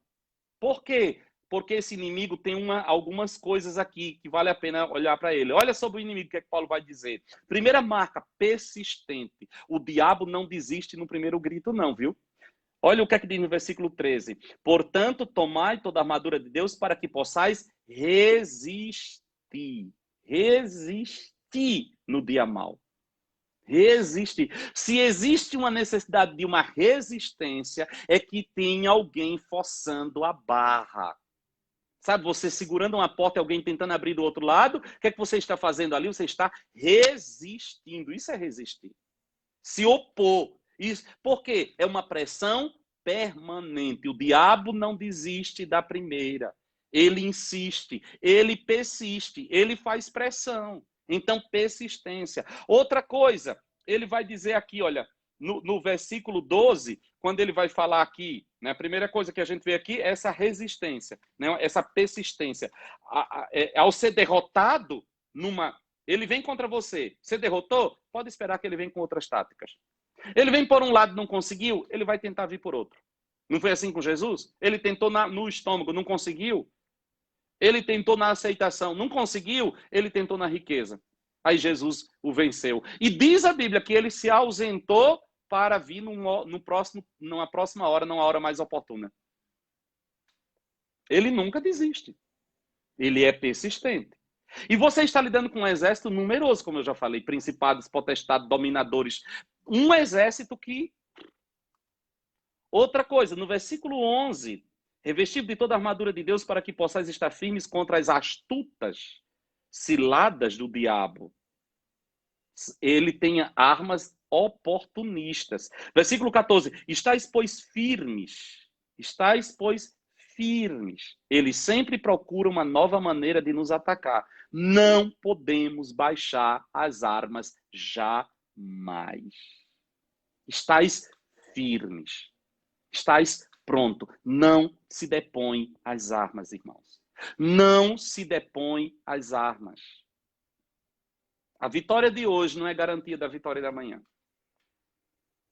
E nem a de amanhã, nem a de depois. É uma vitória por vez. E a grande conquista da nossa vida, ela é feita passo a passo. Não caia na ilusão de que você vai conquistar todo um território de uma única vez. Isso não é tática de guerra. As conquistas da nossa vida no campo espiritual, elas se dão um passo de cada vez. Você não suportaria, eu aprendo demais com isso quando a Bíblia diz, quando Deus diz para o povo de Israel, quando vocês forem entrar na terra que o Senhor teu Deus te dá, vocês irão conquistar um passo de cada vez. Vocês não vão tomar todo o território para que as feras do campo não se voltem contra vocês e destruam vocês. O que é que Israel ia fazer? Conquista um território, estabelece ali uma base, se fortalece, aí dá um outro passo, até que toda a promessa esteja materializada. Não é porque você ainda não conquistou toda uma área da sua vida que significa que você não conquistou nada. Aprenda uma coisa, é um passo de cada vez. Hoje de manhã, enquanto eu estava orando e conversando com Deus sobre isso, isso me veio muito claro. Não é não, pastora Socorro? Não se depor às armas, não se pode, nunca, jamais, jamais, jamais, jamais. E Deus colocou uma coisa muito forte no meu coração hoje enquanto eu estava orando sobre isso, justamente isso. Não é porque você não conquistou todo um território da sua vida que você não conquistou nada. Aprenda uma lição. Você conquista um passo, se fortalece, dá outro passo, se fortalece. Daqui a pouco você vai descobrir que você tem mais áreas conquistadas do que áreas a conquistar. O grande problema é que nós sempre olhamos para as áreas que faltam conquistar. E nós esquecemos as áreas que nós já conquistamos. Aí o que é que acontece? Isso também é uma tática dele. Vem sobre nós o desânimo. Parece que nós não conquistamos nada. Nós minimizamos as conquistas de Deus nas nossas vidas. Nós minimizamos as coisas que Deus já nos deu. Nós minimizamos as libertações que Deus já produziu em nós. Nós minimizamos as áreas que nós já temos conquistado. Nós olhamos e dizemos, meu Deus, ainda tem tanta coisa para ser feita no meu caráter, ainda tem tanta coisa para vencer na minha alma, ainda tem tanta coisa... Ai, meu pai, para, meu irmão, olha para trás e vê o tanto passo de cada vez, senão você não daria conta. Então você vai conquistando um passo de cada vez, mas sem jamais depor. O apóstolo Paulo vai trazer a armadura. Vamos andar um... Vai trazer a partir do versículo 14, estáis, pois, firme, tendo cingido os vossos lombos com a verdade e vestido a couraça da justiça. A primeira coisa que Paulo vai trazer aqui é o cinto da verdade. No versículo 14, o cinto da verdade. Por quê? Porque é uma oposição a Satanás. Em João capítulo 8, versículo 44, a Bíblia diz que ele é mentiroso e pai da mentira. O que é que ele vai dizer? A primeira coisa, você vai se cingir com o cinto da verdade. Paulo vai tomar a figura de um soldado romano para descrever a maneira como Deus nos reveste para vencer esta batalha. A primeira coisa, o cinto da verdade. Hoje em dia, para nós, o cinto é só um enfeite, né? Mas no soldado romano, o cinto era o que segurava a espada. O cinto era o que trazia segurança, era onde você colocava a espada, a arma de combate, a verdade.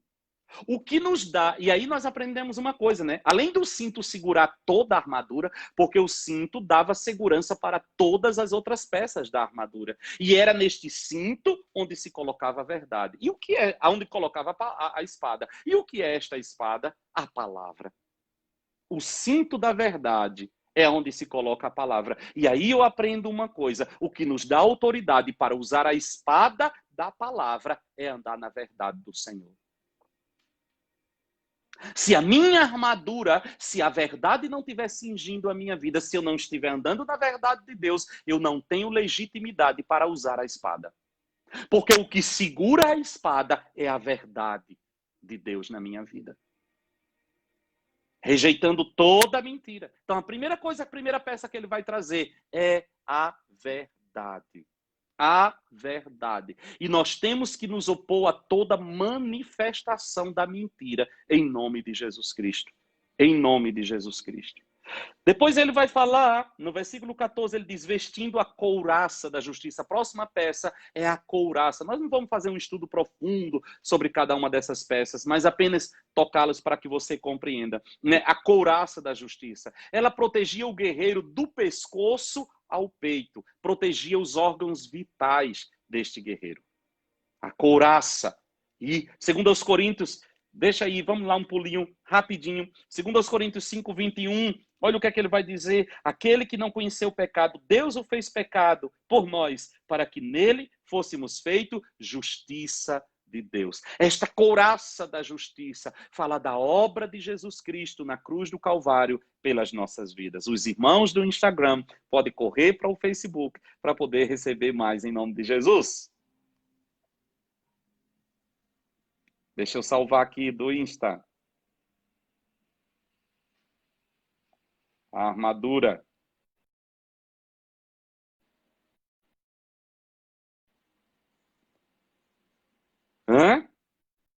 Essa justiça. Somos justificados pela obra de Jesus Cristo. Somos justificados pela obra de Jesus Cristo. A couraça da justiça. A couraça da justiça. No versículo 15 diz, calçados os pés na preparação do evangelho da paz. Os soldados romanos, eles usavam uma sandália com cravos na sola. Sabe aquelas chuteiras que os jogadores de futebol usam? Pois bem, usavam uma sandália com aqueles cravos na sola e isso dava a eles estabilidade, segurança e agilidade. Isaías capítulo 52, versículo 7 diz, conformosos são sobre os montes os pés dos que anunciam as boas novas. A agilidade para pregar o evangelho, a estabilidade para pregar o evangelho, a segurança para pregar o evangelho. Né? Aqueles soldados, eles tinham seus pés calçados e quando você se dispõe a pregar o evangelho, existe sustentabilidade, existe segurança, existe estabilidade na sua vida. Ele vai trazer esta verdade. Nós estamos revestidos com os calçados do evangelho, com os calçados da pregação do evangelho. No versículo 16, ele continua falando a respeito da próxima peça, tomando sobretudo o escudo da fé, com o qual podeis apagar todos os dardos inflamados do maligno. Esse escudo, irmãos, eu até coloquei aqui, né? Esse escudo ele media 1,60 m de altura por 70 centímetros, por 70 centímetros de largura.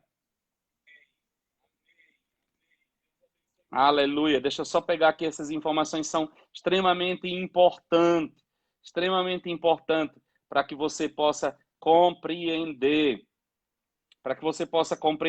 Olha, esse escudo, só para você ver as dimensões dele, ele tinha 1,60 m de altura e 70 centímetros de largura para proteger todo o corpo do soldado. Ele era feito de madeira e coberto com um couro curtido. Por quê? Porque ele apagava os dardos inflamados do maligno. Este couro impedia que o escudo de madeira fosse incendiado, porque a maioria das setas eram as setas com um produto inflamado que se colocava na cabeça da flecha e se atirava. E quando batia, pegava fogo. Então, havia essa proteção com este couro curtido que impedia que o escudo fosse queimado. E algo interessante é que quando os soldados se juntavam e uniam estes escudos, eles formavam uma parede contra o adversário. E isso fala de uma unidade. A nossa vitória, a vitória do soldado está quando ele está unido. Quando eu levanto o escudo, você levanta o seu escudo e nós nos unimos a um muro de proteção contra as setas incendiárias de Satanás, o escudo da fé. Depois, no versículo 17, ele diz assim, tomai o capacete da salvação e a espada do Espírito. Capacete da salvação. O capacete da salvação. A principal campo de ataque do inimigo é a nossa mente. Onde é a área de batalha, pastor? Onde é o campo de batalha, pastor? A mente, olha, é aqui. É aqui o campo onde nós temos as maiores conquistas e aqui onde nós sofremos as piores derrotas. As setas dele entram aqui, ó. E ele está dizendo, guarda a tua mente com a salvação. Proteja a tua mente com o capacete da salvação. E nós vencemos como? Pela palavra.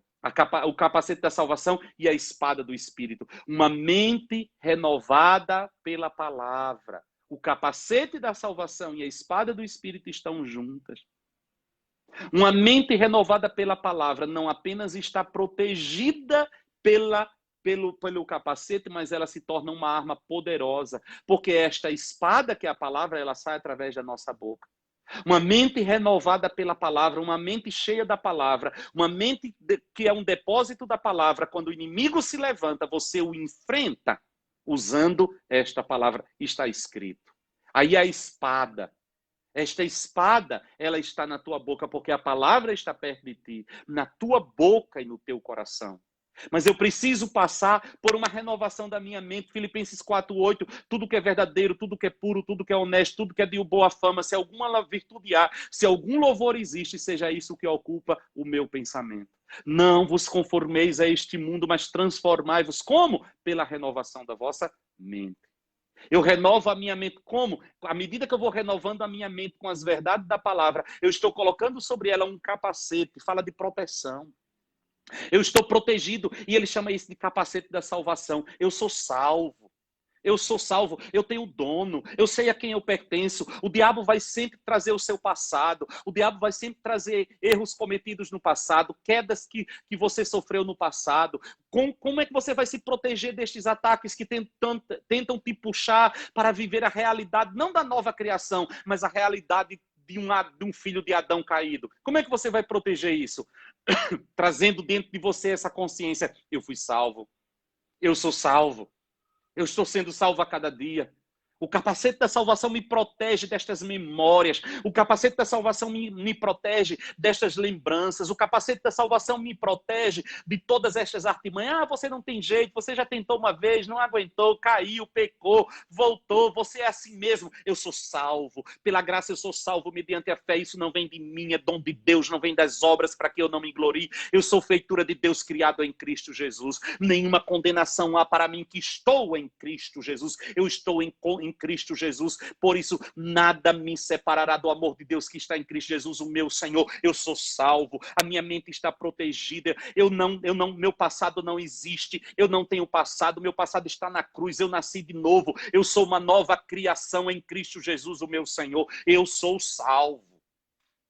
Salvação é sozo, novo nascimento para o meu espírito, restauração para a minha alma, cura para o meu corpo. Eu me revisto com o capacete da salvação e automaticamente eu tenho na minha boca a palavra, que é uma espada poderosa. Satanás, você não me prenderá. Eu não estou preso a erros do passado, eu não estou preso a lembranças do passado, eu não estou preso a falhas do passado, eu não estou preso a situações erradas do passado, porque se eu errei, se eu caí, se eu pequei, o Senhor me libertou, o Senhor me curou, o Senhor me colocou de pé e eu estou aqui para a glória do nome do Senhor e para a tua vergonha, Satanás. Eu não desistirei, eu seguirei com o Senhor até o fim. A minha mente renovada pela palavra, a minha mente revestida, esse é o capacete da salvação. Por quê? A guerra está travada aqui. Às vezes nós achamos que o inimigo vai vir só do lado de fora. Não, é aqui na mente, é aqui na mente. Você não sabe como é que entra, de repente, do nada, irmãos. Do nada vem um bombardeio, vem uma lembrança, vem uma memória. Ah, tá vendo? Oh, você tá sentindo tal coisa. Ah, tá vendo? Você tá lembrando tal coisa. Oh, tá vendo? Você nunca se converteu. Tá vendo? Você não se libertou. Tá vendo? Você não se... Ele trabalha desse jeito. Ele faz... E ele não vem assim na terceira pessoa, não. Porque seria fácil de detectar. Ele vem na primeira pessoa. Ele faz com que você tome o discurso dele como se fosse seu. Ah, eu não tenho jeito mesmo. Ah, eu não mudei mesmo. Ah, eu não me libertei mesmo. Eu desisto. Olha, não é você não. É ele que está colocando essa palavra na sua boca. Mude a sua linguagem. Louvado seja o nome do Senhor. Revista-se da salvação. Você é salvo pela palavra. Aleluia. Mas, queridos, amados e preciosos irmãos, esta palavra que nos transforma, esta palavra que nos muda, esta palavra que nos reveste de autoridade, e nos faz nos levantar para dizer: aqui não, Satanás. Eu nasci de novo. Eu sou uma nova criação. Em Cristo Jesus, o meu Senhor. Mas hoje eu quero parar por aqui. Na próxima semana nós vamos continuar falando sobre guerra espiritual. Não é ficção. Continuaremos sobre guerra espiritual. Mas hoje eu quero que você pare um pouco e reflita com o que você tem ocupado a sua mente. O que é que você tem colocado dentro da sua mente?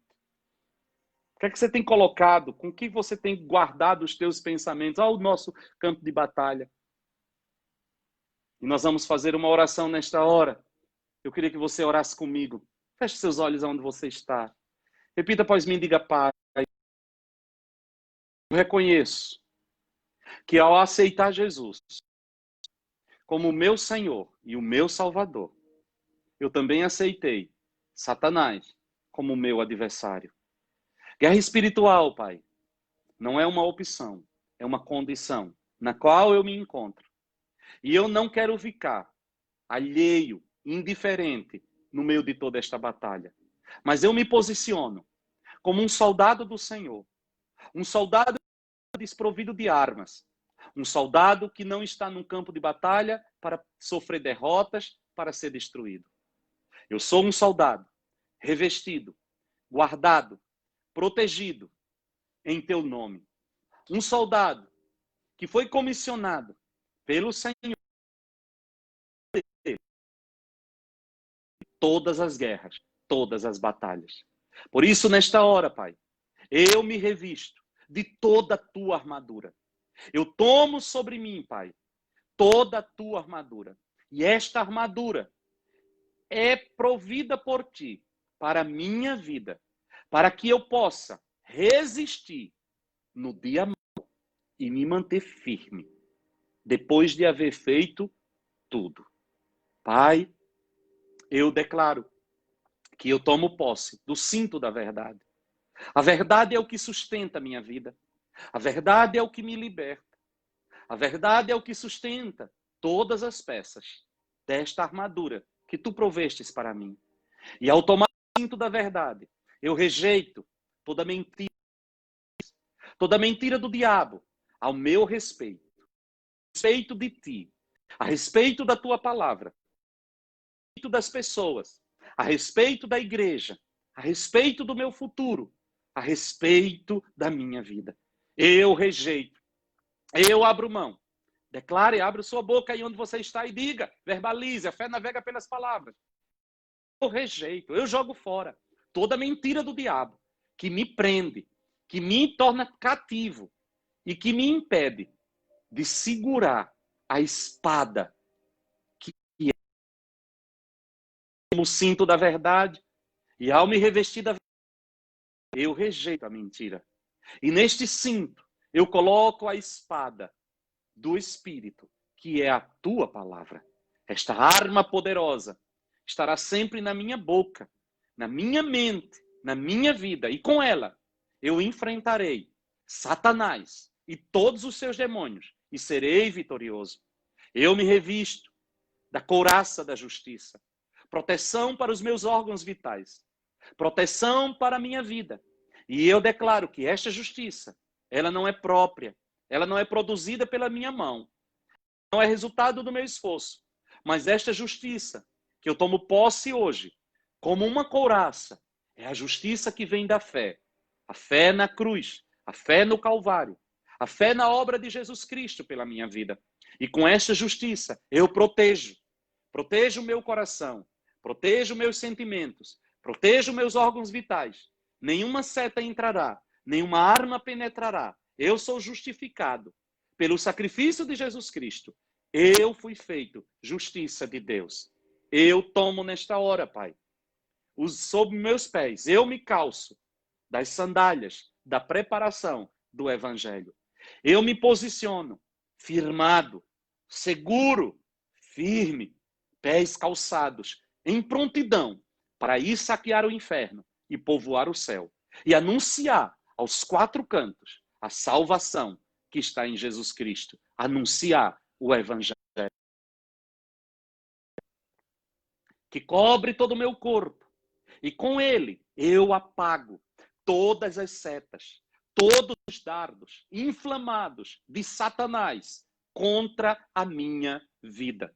Eu declaro, nenhuma seta entrará, penetrará em mim para trazer destruição, para trazer morte da tua presença.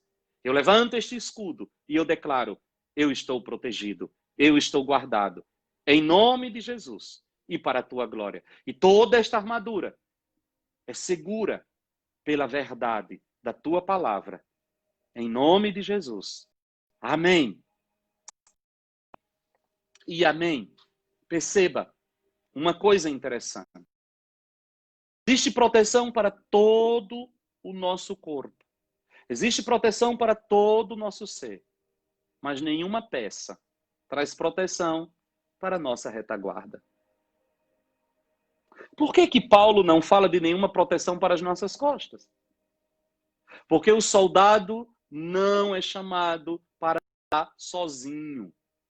O soldado não é chamado para andar. O soldado anda enfileirado. O soldado está sempre na retaguarda de outro soldado. O que é a proteção? Qual é a proteção que a minha retaguarda tem? É do meu irmão, soldado, que está aqui enfileirado atrás de mim. Veja, ao me posicionar enfileirado, eu protejo o meu irmão que está na minha frente. E o meu irmão que vem atrás de mim me protege. De maneira que se eu sair da minha fileira, eu posso estar devidamente armado. Minha retaguarda está desprotegida. O inimigo vem por trás e me destrói. Isso fala da igreja, da necessidade de congregar, de estar enfileirado. Soldado isolado é soldado. Soldado isolado. É por isso que vem aquela expressão, né? Apunhalado pelas costas. Fulano me entrar por trás, falar por trás. Porque isso é uma expressão que vem da armadura dos soldados romanos. Porque eles tinham proteção para toda a sua frente, mas não tinha. Então, apunhalar pelas costas significa o quê? Alguém que não estava devidamente protegido na retaguarda. Mas você é um soldado na igreja de Cristo. E no exército de Cristo nós somos um povo enfileirado. Eu protejo meu irmão me protege. Eu protejo aquele que vai na minha frente, aquele que vem atrás de mim me protege. E assim nós vencemos todas as batalhas. Não caia nesta cilada do diabo, de achar que você não precisa de ninguém, de achar que você pode caminhar sozinho, de achar que você pode vencer a batalha sozinho, porque você está sempre olhando para a armadura na sua frente. Está tudo bonitinho, está tudo arrumadinho, mas a sua retaguarda está totalmente desprotegida. Quem protege você é o seu irmão. E é interessante que sair da fileira achando que com isso você está deixando o outro desprotegido. Eu não vou proteger fulano. Quando você sai, aquele que estava atrás de você dá um passo à frente e continua cobrindo aquele que você desprotegeu. É você que se torna desprotegido. E aqui está mais uma tática de Satanás para derrotar os soldados do Senhor. Trazer uma ideia de que você não precisa congregar. Trazer uma ideia de que você não precisa estar debaixo de autoridade. Trazer uma ideia de que você não precisa da igreja. Isso é levar você para um campo de derrota. Aprenda mais uma lição. E eu tenho que terminar. Com essa eu termino. Aprenda mais uma lição. Olha o que a Bíblia diz. O vosso adversário, o diabo, ou o nosso adversário, o diabo, anda ao nosso derredor. Preste atenção no texto. O nosso adversário, o diabo, anda ao nosso derredor.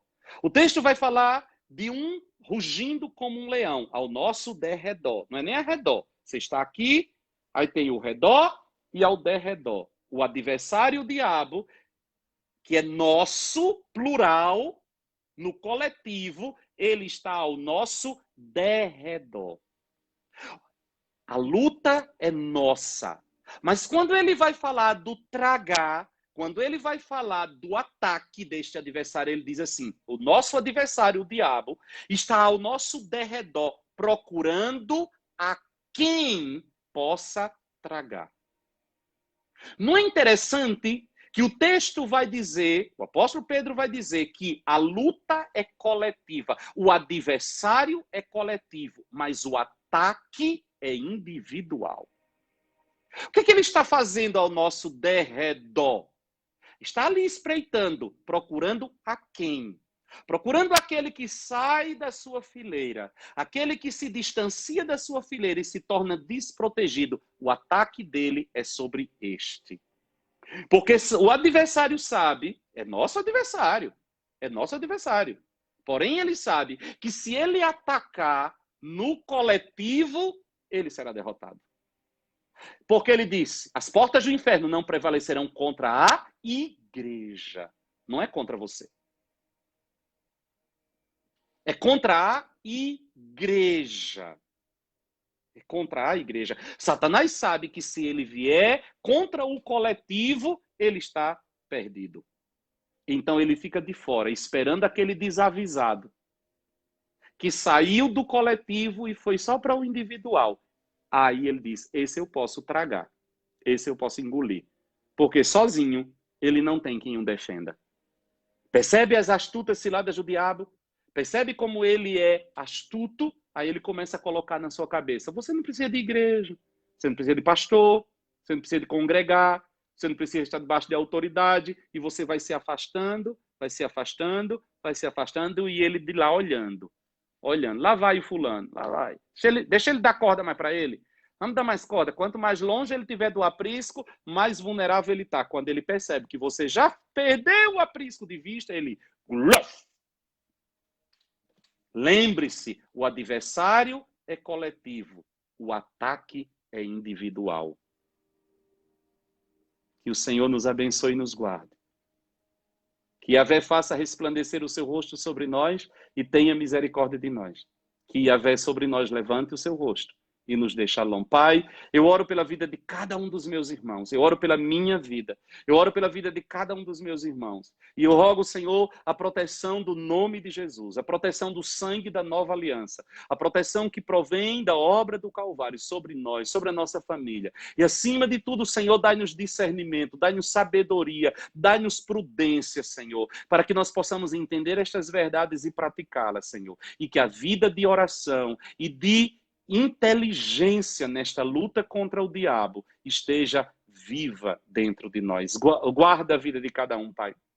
Guarda, que esta semana seja uma semana de conquistas, seja uma semana de avanços, seja uma semana de vitória, seja uma semana de cura, seja uma semana de restauração, Pai. É o que eu oro, é o que eu peço, é o que eu clamo sobre a vida de cada um. Eu abençoo cada dízimo, eu abençoo cada oferta. Que, ó Deus, o teu povo seja suprido em todas as suas necessidades. Que o teu povo receba toda sorte de provisão, Senhor. Que não falte na mesa do teu povo, que não falte na vida do teu povo mais do que o necessário, Senhor.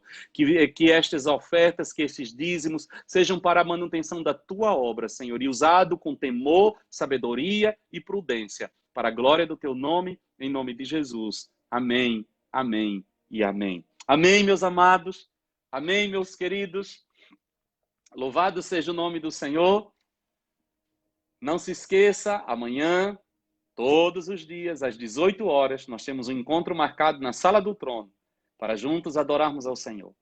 E que se essa palavra falou ao seu coração, envie para outras pessoas, para que outros também possam ser instruídos, ensinados pela palavra do Senhor. O Senhor está nos ensinando, o Senhor está nos edificando, o Senhor está nos levantando cada dia como igreja, para vivermos na dimensão daquilo que Ele tem para as nossas vidas. Eu louvo a Deus pela vida de cada um de vocês. Eu vi aqui a pastora Socorro. A pastora Socorro é uma bênção de Deus na minha vida, desde que eu era um menino, né? Desde que eu era um menino, já cuidou muito de mim, já me deu muito colo, já me deu muito amor, muito carinho, muito abraço, muito cheiro e muito puxão de orelha. A pastora Socorro é um dos braços direitos de Valnice e esteve hoje aqui no nosso culto. Obrigado, pastora Socorro. Deus te abençoe, Deus te guarde, Deus te proteja. Você é uma bênção de Deus na minha vida, uma mulher por quem eu tenho tanto carinho, tanta admiração, tanto respeito, que só Deus sabe o valor que você tem para mim. Um grande abraço. Fiquem com Deus. Deus os abençoe. E até amanhã, às 18 horas, na Sala do Trono. Fiquem com Deus. Amo vocês. Sejam guardados e protegidos no nome do Senhor Jesus de Nazaré. Um grande abraço. Shalom, shalom.